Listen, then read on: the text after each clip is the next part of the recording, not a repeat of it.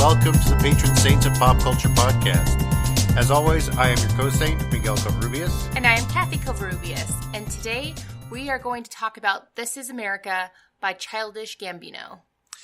We're going to eschew our normal opening because this is a music video and a piece of music. And so there's nothing really to summarize. Yeah, and there's no spoiler alerts to give you because it's a 4-minute video. If you haven't watched it yet, go and watch it. That's, basically all we have to say about that. Yeah. I mean, this is still a good conversation to have if you haven't seen the video, because all of these topics are needing to be discussed anyway.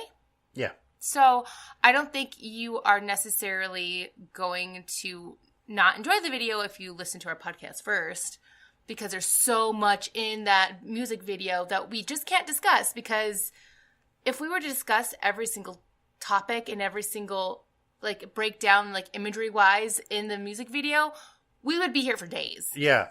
It's packed. We're going to leave the link to the video in the show notes below. So if you have not yet seen it, go and click that link. It'll take you to the YouTube for the video. Mm-hmm. So we are going to share our thoughts on the video before we jump into this. For me, I really think it is one of the most, if not the most, important piece of art within the last few years. I mean, there's not been something like this that has captured the attention of the vast majority of the world, I would say, than this video, which has not just the video, but also the song, the lyrics, and it all has so much to say about America. And I think it really does define the modern era of America very well, on so many different levels. And we're only touching on a few levels here today, but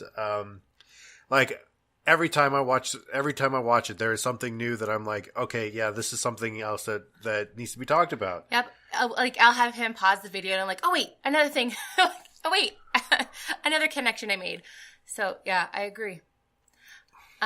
So are you done? Sorry. Yeah, I'm done. Okay. I didn't want to, cut you off if you had more thoughts. I too think that this is, it's definitely coming out at a good time. I feel like, if we showed the music video to people, say, 4 or 5 years ago, they would be like, what the hell happened to America? What happened? Obama was president, everything, was going in a forward momentum. What happened between then and now? Well, I would say the only thing that happened was that Donald Trump revealed what actually was happening under the surface. I agree. And that's one of the major themes in the video, is the fact that the media and pulp culture and I guess mostly those two are distracting us from the terrible things that are actually going on in the country that should be more important. Yeah. But we're not going to really talk about that too much, because other videos and other creators have, I feel, done an excellent job of dissecting that aspect of the music video already. Yeah, instead we're going to stick to the things that we know best. I know religion, and Kathy knows theater and music. And so I'm going to be talking mainly about religious imagery and the African-American conversation with religion. I'm going to call it the conversation with religion, or relationship, which, conversation is better, in America. And I think that those are very prominent throughout this short film. I'll call it a short film. Yeah. Short music video. And so I really think that this is something that should be discussed, not just within normal conversations, but within those communities, within religious communities, because it is such... there's so much in there. And I think it's very true to what America is and what America's going through right now. Yeah. There's definitely a lot of hurt and a lot of healing that needs to happen. And a lot of, people, I guess, still need to be woke. Yeah. Well, and I mean, that's the end of the video. I mean, that's the end of the video is this image of running away, and people have likened it to the sunken place from Get Out. For a longer conversation on what we thought about Get Out, we've done a podcast on that, so you can go back and check that one out. This is, I think, what I get from it every single time is watching this is I see that the fear is not just an act from Gambino, from Donald Glover, is that he is actually, like, this is something that is in him, that is part of him, that he is running in fear, that he is trying to break free from this cycle that is America right now. And I think this is something that we all are trying to do, and as you put it, get woke. We are trying to get woke. We're trying to get past where we are, and it's the cycle, and it's that, and that's what I think is represented by that crowd that's is chasing him, is the whole of America trying to pull us back into that status quo cycle that is meant to keep minorities a minority and to keep them oppressed. And anyway, that's part of this whole that we're going to talk about. So I want to start with the religious imagery in this. Of course, a lot of other people have already pointed out the very obvious ones, like the choir, of the guy on the horse, which is, a symbol of the death in the Four Horsemen of the Apocalypse, riding a pale horse, and he's getting a police escort, and it's that juxtaposition that he's created in this video here, is saying that the police are the angel of death, as it were, for the black community. And I mean, it's not uncommon. I mean, it's like just this last week, there have been more videos of black people being not just killed, but also violently treated by police. And this is something that you would think, it's 2018, we should have gotten past this, right? But no, I mean, I call this religious imagery because it is the religion of the United States of America now. United States of America has become the religion of the United States of America. You call us a Christian nation. We're not a Christian nation. We're a nationalist nation. We have become the religion of the United States of America. Oh, yeah. Which our altars and our symbols around the altar are the American flag. And I mean, this is something that, without actually putting that in his video, I think Gambino does a fantastic job of displaying this. He doesn't put an American flag in there at all, but it's there. Well, no, because there's so many other aspects in the video that point to clearly this is happening in America. You don't need to put in that flag because this is what is actually happening. Well, and this is also a little bit less so with the church choir, is the way that the gun is treated afterwards of the church choir. And I mean, this was a really heated debate over Dylan Roof, is especially whether or not he should have gotten the death penalty. And I mean, he's still a teenager, I think, still a teenager. Anyway, he was the first teenager to receive the death penalty. And so this is something that he sees himself as a martyr.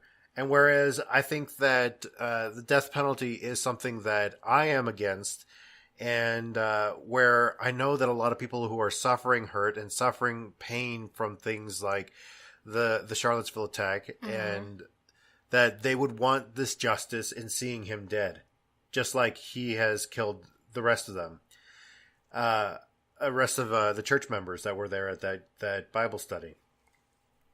And I think that, I mean, seeing this section of the video with that church choir and just the reaction on his face, where it's, oh, look, I'm bored. This is what I'm going to do. I'm going to shoot up a church choir. Is that is that it's become that religious symbology of the religion of America, of guns being more sacred to us than human lives. Yeah. Because why? Because we're bored, or because we think that we're going to defend ourselves from an army that has better training and better weapons than is available to the public. Yeah, I just think that, to be honest, I wish that the majority of the people who are such gun zealots, now I say that because there's plenty of gun owners who are, slowly coming out of the woodwork who are just like, no, I am for gun reform. Like, I understand why we need it. Like, I still want to hunt. Like, I still want to go to the shooting range. And me personally, I feel like those are things you should be able to do. Yeah. And I think that we just got to be smarter in our gun ownership and have more things in place in order to protect the people who are going to be the unsuspecting victims of those guns. No, I think this is very telling about America, and this is not something I actually went into and researched, but America, we do suffer more gun violence than any other civilized nation in the entire world. And we're not the only ones who have the freedom of guns, the freedom of purchasing guns and all this other stuff. But we've worshipped the gun in such a way that it's become a religious icon. Yeah. Like, literally. Like, there's churches out there that have done gun blessing ceremonies and... Oh, Lord. I'm just remembering the images of that one where they were wearing bullets as crowns. That's... Oh. Yeah. And there's so many Christians out there that will use the Bible as a way to defend their right to own a gun. Yeah. But then completely dismiss everything else in the Bible where Jesus says that, we need to treat people with respect and dignity and with love. And you don't treat people with love by shooting them. And you don't treat people with love by, being prepared to shoot them if need be. I don't find that as being very loving. Or enslaving them. Mm-hmm. Yeah, exactly. Well, anyway, we told ourselves we weren't going to talk about guns because everybody has been talking about guns in this video, but here we are talking about guns. Well, this is important because it is a religious symbology. It is an icon. Well, especially the way that they wrapped the guns up in red cloth, because red cloth is used in churches for different ceremonies all the time. Well, but I also I know people are saying that it might not be religious symbology in that, but I wanted to say that it is.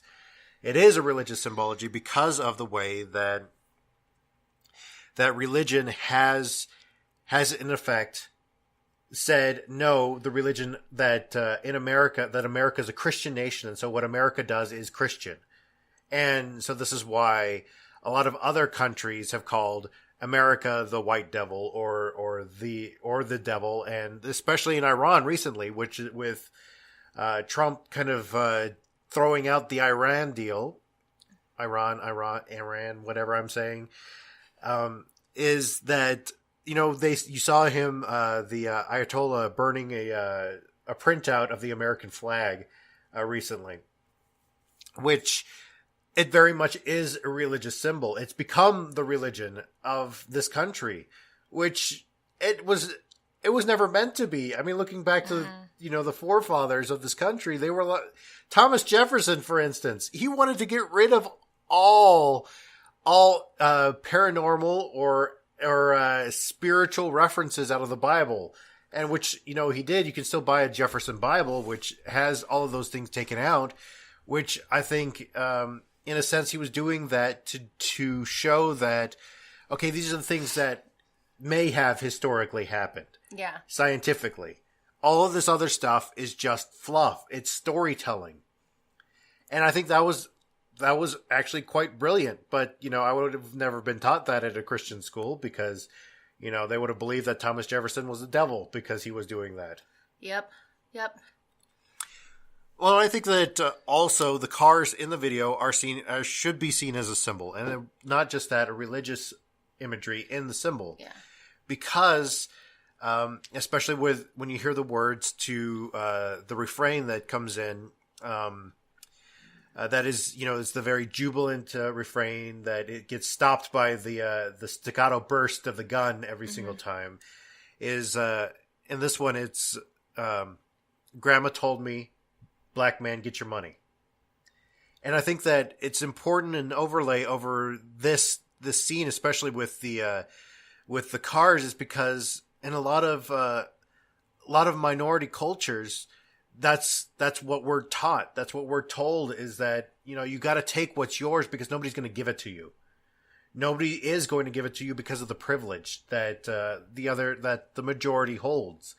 Is they're gonna just run right over you. And so when you have the opportunity to get yours, which it goes counterculture to a lot of the majority culture. Because the majority culture is basically saying, "Oh no, you'll have another opportunity, or opportunities will come, but take what's important when it's important, and all this other stuff. Count your blessings. Yeah, what you already have." But this has been used as a distraction and a justification by the Western Christian Church, in the reason why they don't do a lot of the things that they're supposed to be doing, which they were told by Jesus to do. Hey, feed the hungry, clothe the naked, visit the sick, and the imprisoned. Exactly. Which, how many churches are doing that now?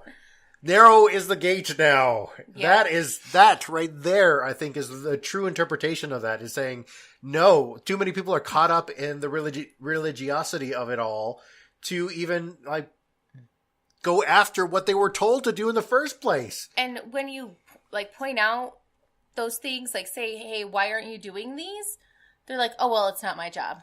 Or, as I was told earlier today on Twitter, is I am standing up for the unborn babies because they don't have a voice and nobody else is speaking for them. No, you're using that as a justification of the reason why you're not doing these things. You're completing the status quo. You're continuing the status quo by saying this, by doing this, by trying to evoke these heartbeat bills or these personhood bills or whatever. It's a distraction. And that's what all of this is. I mean, this entire video, that's what he's showing throughout the entire thing, is that you're being distracted from the real problems that are going on right behind you. Yep. And this is the whole religious imagery of the entire video. And I think this is one of the biggest points, is that he's saying throughout this entire thing with this piece, is that this is what's really going on, but you're going to be distracted anyway. You're going to be watching the dancers the entire time. And, we'll get into this a little bit with your stuff, right? With, finding the real problems behind the dancers and the theatricality of it all? I guess. Not really. That's not where I was going to go with it, but okay. Well, I think this is something that is a part of the whitewashing of our history of America. And this is something that we will talk about more, is that where a lot of these things came from. Especially with the imagery that he uses with Jim Crow and with the minstrel show things that really kind of come up in the video here. But I think this is something that, especially when I grew up in a very evangelical, fundamentalist church and school. I went to the school that was at the church that I went to. So I got told a completely different version of history and of American politics than even people who went to public schools did. And to be fair, a lot of the public schools, though, tend to whitewash and make America's history not seem so violent and devastating. So I don't think, don't beat yourself up on just because you went to a Christian school. I think it's a systemic thing across the nation, especially in the South. Well, my point here is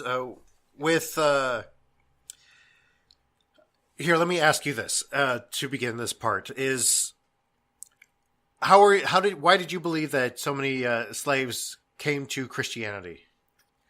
Well, I was told growing up that they saw a lot of like salvation through like Moses specifically. Like they focused a lot on Moses because, you know, Moses is the one that took the Jews out of Egypt and, you know, took them to the promised land. And that's kind of the goal that the slaves had at that time. All right. Well, I just read an article this morning, which is from the Oxford Encyclopedia of Religion. Was written by... So they're smart. Yes, written by Sylvester A. Johnson, and this is actually an academic paper that I'm going to be linking to in the show notes as well. But one of the big things that he talked about is that by the 1830s, slaveholders in the United States responded to slave rebellions by significantly enhancing the use of religion for social control, and this threatened the continuity of Islam. Okay, can we stop there? Why does he bring up Islam? He was talking about this because of the major three religions that the slaves had when they came to America, which Islam was one of them. Islam was one of the biggest, actually the second biggest. Mm-hmm. Christianity was a far distant third. Yeah. And this was one of the things was that they were using religion, especially Christianity, to control those who were part of Islam and those who were part of the African religions, who when they took their own religions from their homeland to America. Yeah. Anyway, continuing. More aggressive efforts to convert blacks to Christianity also undermined the continuity of the Islamic tradition among enslaved Africans. Nevertheless, it was during the last decades of slavery in the United States that some Muslims gained renown. Among them was Omar ibn Said, a highly educated Muslim who seems to have feigned conversion to Christianity in the United States. Ibn Said was enslaved in Charleston in 1807, and by 1820s was widely known for writing Arabic prayers for Christian voyeurs. So, one of the biggest things is that written about in this article was that Christianity was not big among the slaves. In fact, it was used as a form of control for the slaves, and has been ever since a control of the black communities by the white evangelical crowd, especially the Protestant white evangelical crowd. To control the society, to hold their control over other people. And I think this is still true, very much so, in the evangelical and fundamentalist churches, is controlling other people. And I think you could see this so very well in the video is the forms of control that society has over not just minorities, but over other people. Yeah. And I think this is very telling in that choir scene as well. Is almost all of those scenes where the gun violence is taking place. It's also a symbol of how society is taking control over people. Yeah.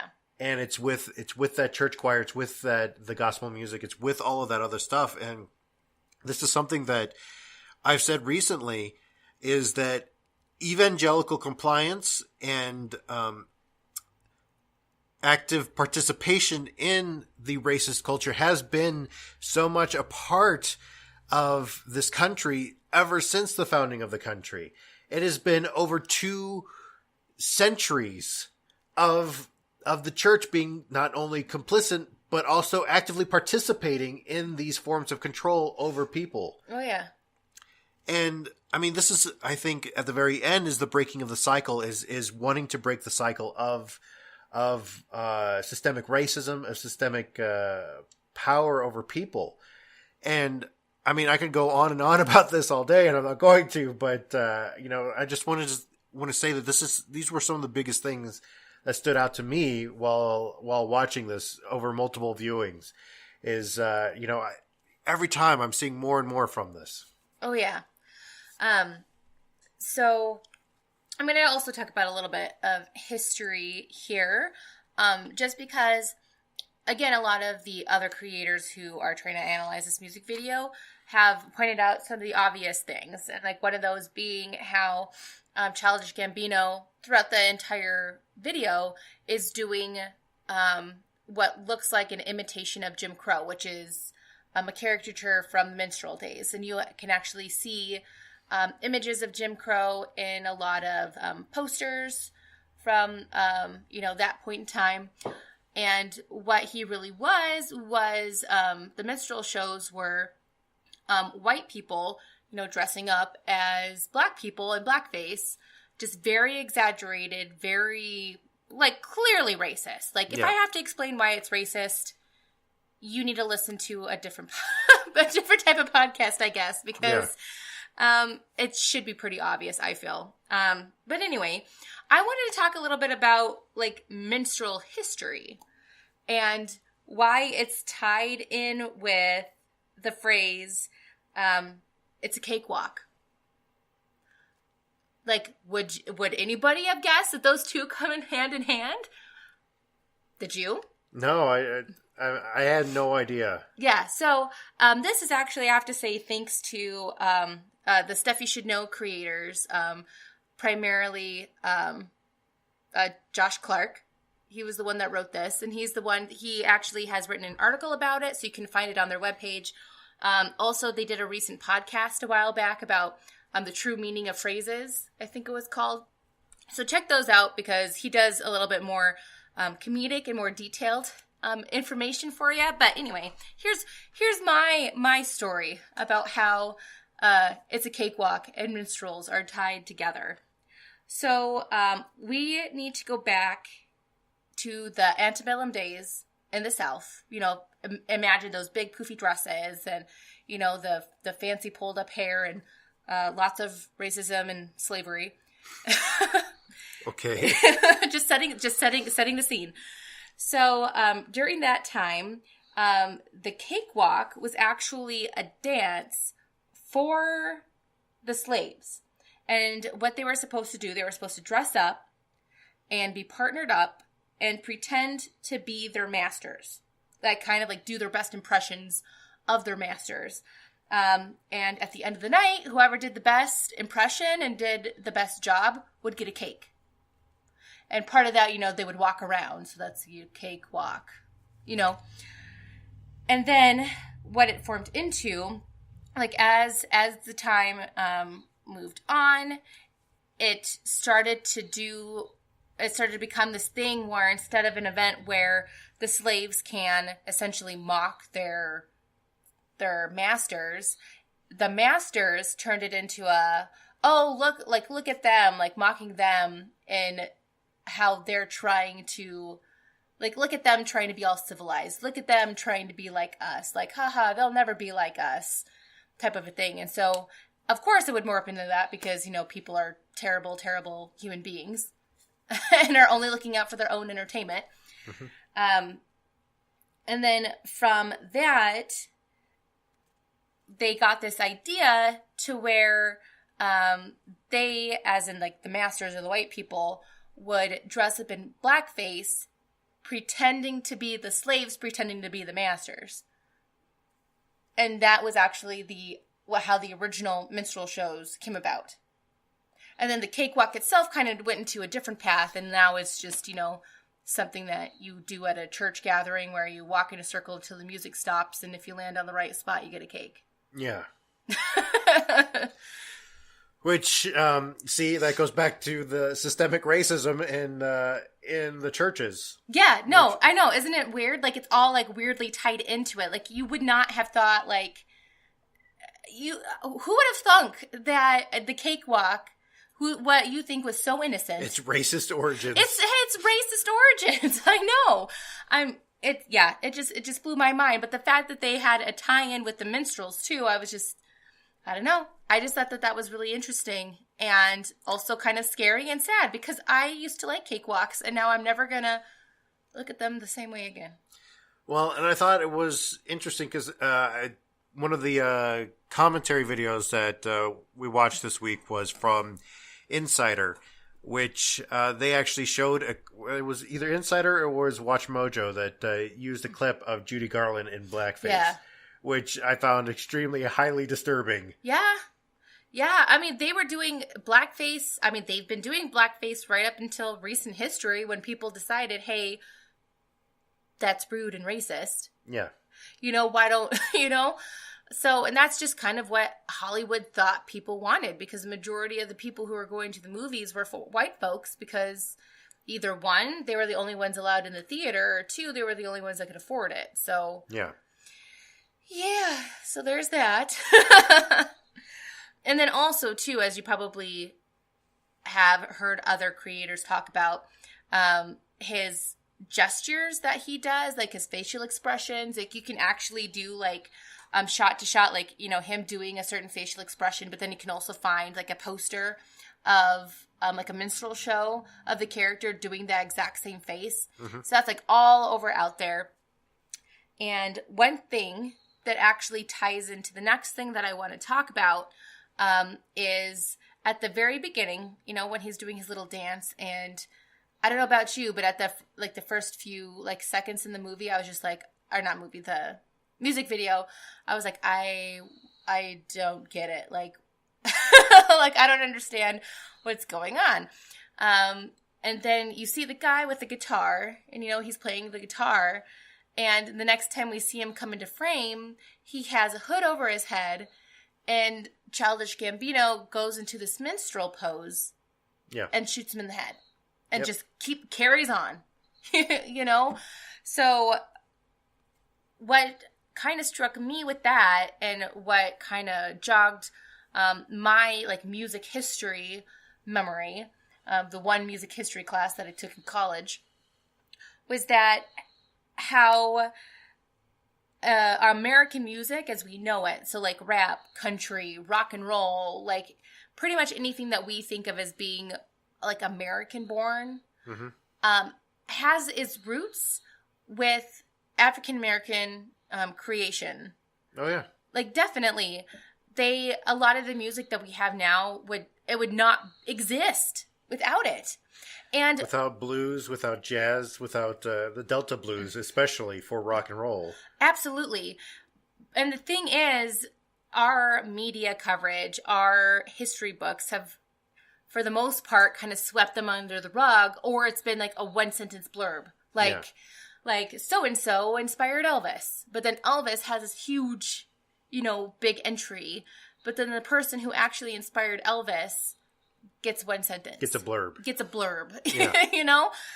And that just kind of shows the injustice that happens a lot. And this is not just minorities. This also happens with women, too, where, women, like, will actually be the creators of these things. But because of the politics involved, they had to give their husbands the credit for it. Or they had to give, like, their lab partner the credit for it when really they invented it.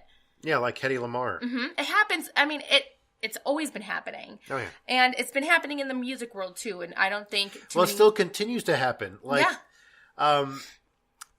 like Despacito. Everybody knows the remix. Everybody knows it's Justin Bieber is associated with the remix. Yet they can't come up with Daddy Yankee. Yeah. I mean, come on. He's the one that came up with the song. It was a worldwide sensation, people. Here in America, it's become synonymous with Justin Bieber. Oh, I know. And one thing that I think that I needed to point out, too, in terms of music that has been influenced by African-American music styles, two of the most prominent ones that we think is being very, very white, like very, very white, country music, for one. And then also folk music. Like folk music, like I think of like, a guy, playing the banjo with missing teeth, like he's out there, redneck guy with a beard. Now, are you talking about like bluegrass or? No, I'm talking about like a guy playing the banjo in the Appalachians type stuff. No, I'm just thinking of Deliverance. Oh, gotcha. Sorry. But anyway, it's something that probably a lot of you don't know, which I didn't know, which I was kind of shocked by. We learned a lot of stuff in our research, like a lot of stuff we didn't know before. A lot of stuff that's not actually going to make it into the episode. Yeah, but this one I'm going to squeeze into it. So something about the banjo that I learned that I did not know about. The banjo actually has an African origin. Yeah. The banjo. The banjo. The banjo, which is like prominently like displayed in a lot of very historical like American music. Yeah. The banjo. The banjo. We would not have the banjo. Like, and I mean, I am not like, I'm not a big banjo fan. I mean, I like banjos in small doses. But even then, like, it's just something I was shocked about because I always thought of the banjo as being something that was very American based. Oh, yeah. Yeah. And yeah, I don't know. But I know we already talked about Elvis Presley a little bit, and how he has been deemed, you know, the king of rock and roll. But then if it weren't for what was around him growing up, he wouldn't have become the artist that he was today, or that he became. I mean, he's not alive today, so I can't say is today. But like blues, for example, obviously is a big influence on his music. Also gospel music as well too, which gospel music is still primarily found in, you know, Southern Black churches. Which I don't know about you, but anytime, you know, a white church tries to do gospel music, it's so Lord. Painful. Especially when all the white people try to start clapping and they're doing it on the wrong beats. Or like there's this point where like, so there's this point in the song where like everybody, like one person starts clapping and everybody's like, oh, that feels good. I'll start clapping too. And like everybody's clapping. And then all of a sudden, like halfway through the song, like the clapping just kind of like slowly like dissipates.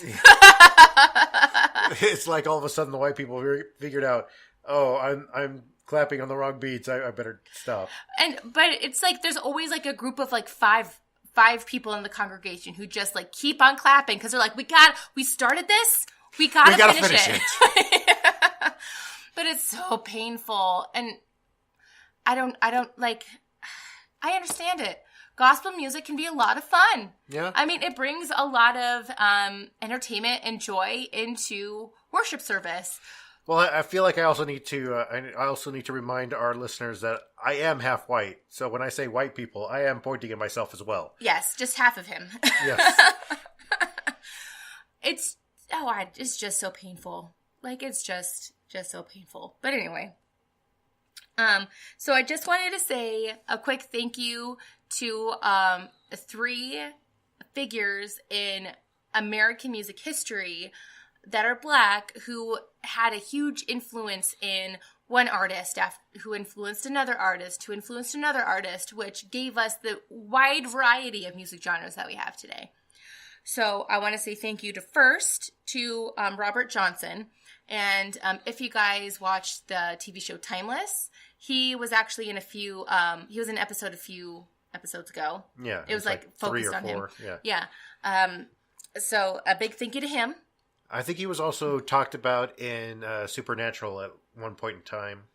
Probably, yeah, because Crowley was the Crossroads demon, which, yeah. Yeah, no, he's credited with like he said that he sold his soul to the devil in order to, you know, make good music. So at the Crossroads. At the Crossroads, yes. Yeah. So that's kind of where that American folklore comes from, as well as the reason why the evangelical church calls rock music the devil's music. Yes, well, they also call jazz the devil's music. I don't know why, considering that jazz is more in line with the church with being messy. Well, but, you know. Well, jazz kind of, because there is, from my understanding, the blues, like the jazz was influenced by the blues. And because jazz also was primarily to start with in African American circles. Oh yeah, the demonization it was given a bad connection because of that, which is totally unfair. Anyway, moving on.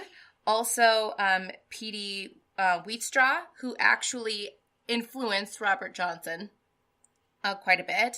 And then last but not least, the guy who has been credited to be the creator of jazz. There's been a lot of, I mean, you can read a lot of people who dispute this point, but this is like the earliest known person. It was back in the late 1800s. But Buddy Baldwin. I don't know if you've heard that name. When I first read it, I was like, that kind of sounds familiar. So I know I've read about him in my history book somewhere, probably just one sentence long. But well, obviously not one of the modern day Baldwin brothers. No, I don't. I'm pretty sure no. But then there's like countless others, of course, that like if I were to sit down and write every single prominent Black figure in music that helped shape each genre. I mean, obviously Michael Jackson. Like, did I have to say his name? Well, Beyonce, obviously. He's the king of pop, and Beyonce is just Queen Bey. So Yeah, I mean, obviously those are two prominent figures that everybody knows. So they've already been given their due. These are just the three names that I could come up with that I felt like haven't gotten a lot of attention. Yeah. For their influences. Well, see, like we said at the very beginning, there is way, way, way too much for us to actually get to within this video. We've been talking about it for 40 minutes and we barely scratched the surface of the many, many layers of this video. So go and watch it. Have the conversation with the people around you, even if you want to have the conversation with us. We would love that as well. And so, speaking of getting in touch with us, we want to thank you so much for listening. And if you have any feedback about today's episode or any previous episodes, we invite you to come and talk to us about it. You can find us on social media. We do have a Facebook group for our podcast, which is called the Patron Saints of Pop Culture. You can find it there, or you can find us on the Honest Faith Facebook page, which is for all Honest Faith productions. You can give us a call at 720-372-3879. You can also find us on most social media platforms. You can also find us on our website, thehonestfaith.com, as well as all of our other Honest Faith productions that are there on the website. So with all of that being said, we invite you to come and join the conversation. Bye!